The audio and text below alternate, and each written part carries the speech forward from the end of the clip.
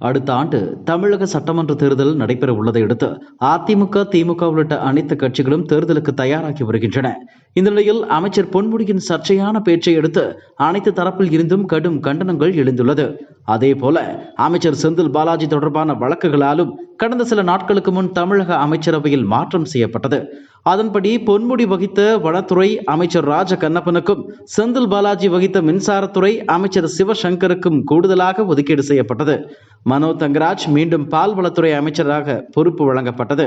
மேலும் வீட்டு வசதித்துறை அமைச்சர் முத்துசாமிக்கு கூடுதலாக மதுவிலக்கு மற்றும் ஆயத்தீர்வைத்துறையும் ஒதுக்கீடு செய்யப்பட்டது. இந்த நிலையில் மீண்டும் தமிழக அமைச்சரவை மாற்றம் செய்யப்பட்டுள்ளது.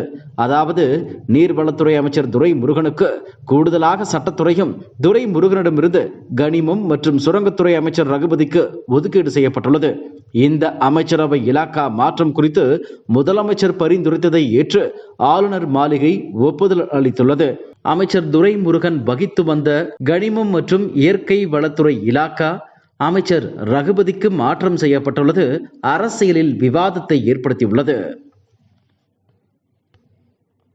இதுபோன்ற செய்திகளை மேலும் தெரிந்து கொள்ள எங்களது யூடியூப், ஃபேஸ்புக் மற்றும் ட்விட்டர் ஆப்களை சப்ஸ்கிரைப் செய்யவும்.